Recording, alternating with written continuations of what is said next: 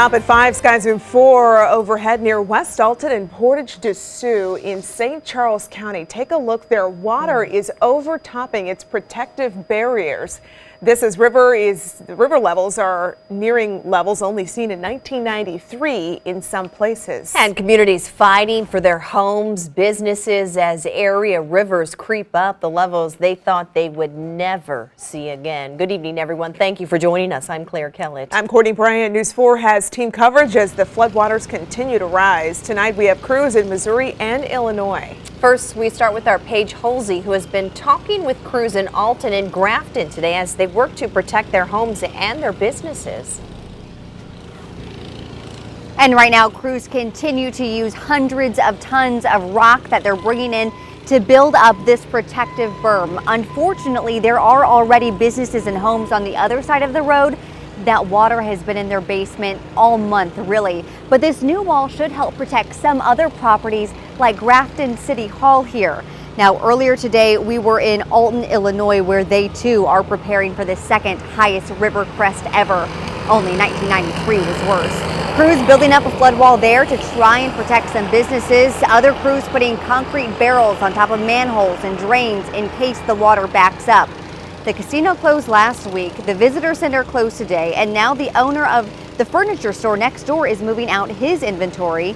He showed me that floodwater in 1993 almost reached the bottom of the windows there, so they're moving out as much as they can. You got a lot of strong guys, so physically, I mean, it's hard and everything, but it's economically is where it hurts the most, not physically, you know. So we'll do some redecorating or something while we're down, but economically it hurts you. It could be weeks of lost business? It could be weeks. It will be weeks. Back out here live in Grafton, a similar story, the economic toll so high. You can see this guest house, just one of several that are closed as the water is rising up behind it. The mayor here in Grafton tells me they lost 80 to 100% of their revenue this month. He's hoping if the water goes back down, they can be up and running by July 4th and is begging tourists to come back then. We're live in Grafton. Paige Holsey, News 4. Russell Kinsell has been talking with people in Lincoln County about the threat of flooding there. He's been to Winfield and Old Monroe to see how they are fighting to keep the water out. Russell is live in Winfield. Courtney, take a look behind me. There are about 60 homes here on the east side of Winfield that are dry. They're protected by the Pin Oak levee. Now let's come this way. This is a creek that runs down through the middle of the levee. This is the Pin Oak levee right here, and there's a major sandbanking effort underway because the river is expected to crest 2 feet higher than it is now. That would put it over the level of the Pin Oak levee. So that's why they're filling sandbags. But if you look over here, just outside the levee, already you've got homes here in an unincorporated area of the county that have water in them. So let me tell you more about what's going on here in Winfield. Volunteers have been coming from far and wide to fill sandbags in Winfield. Some of those will be used to patch weak spots in the levee, but most are being used in an effort to build up the Pin Oak levee to make it a foot, maybe 2 feet higher. There are no guarantees it'll work, but if it doesn't, water is expected to get up to 4 feet deep in a neighborhood with at least 60 homes. Some are elevated, some are not. Homeowners are grateful for the sandbag volunteers, but started moving things out a couple of days ago.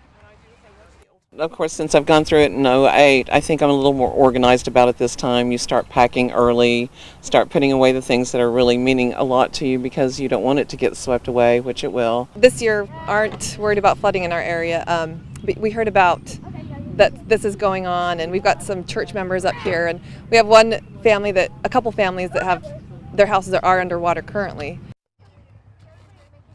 So these homes here that are on the north side of Winfield, it's an unincorporated part of the county. They're not protected by the levee. They've had water in them for weeks. So this weekend, whenever the river crests and the water goes up high again, no telling how many weeks it'll take before the water to go back down and people will get the chance to finally go back in and clean their homes. Now, south of here in Old Monroe, there's a huge effort to protect a really big business in that community. We'll take you there and tell you more about that coming up at 6 o'clock. Live in Winfield, Russell Kinsell, News 4. Crews were also loading sandbags in St. Clair County. Emergency management has been making sure the county is ready for the worst. And we've been doing these sandbag operations periodically for the last couple of months. And we've got about 10,000 bags spread throughout the county in different strategic locations. St. Clair County is holding a town hall at 7 o'clock tonight in Dupo to keep residents up to date on the plans to fight back the floodwater. Floodwaters are also closing roads and threatening neighborhoods from North to South St. Louis. Ray Preston continues our team coverage. Along the River de Pere, crews were filling large plastic bags with sand and gravel to build up the levee. For some who live nearby, the rising waters can take an emotional toll. Diane Chenard has lived in this neighborhood for more than 40 years. And when you go to bed at night, you think, okay, is this levee going to hold? Are you going to get a knock on the door at 3 o'clock in the morning saying you got to evacuate? Not knowing, not being informed what's going to happen. I mean, it's just nature, you know, you got to live with it. On Riverview Drive in North St. Louis, crews were busy putting up a floodgate. Riverview is now blocked off and cars are having to make their way through side streets. It's very inconvenient because now I have to reroute my whole travel. Just north of downtown, we found Michelle Wyatt from Baldwin. She was going around town taking pictures of blues, signs, and banners and stopped by to see the river. It's a little scary. It's very high, and I was around when it was that high in '93, and just as scary. Sam Radens works nearby and has been keeping daily tabs on the river levels. Started all the way there at the sign. It would go up about halfway and then come down about halfway, and this is the highest it's been I've ever seen. A family from Idaho that just got into St. Louis Wednesday night followed their GPS to get to the arch. They didn't know the river was at major flood stage. Well, my kids said, this is why it's called Misery when they saw the river. No, but it's really a big, pretty river. But not so pretty when it gets out of its banks in downtown St. Louis. Ray Preston, News 4. Flooding threats along the River de Pere also forced MoDOT to close an interstate ramp. MoDOT closed the northbound 55 exit to Carondelet and River City Boulevards. Crews say the ramp will stay closed until floodwater along the exit starts to recede.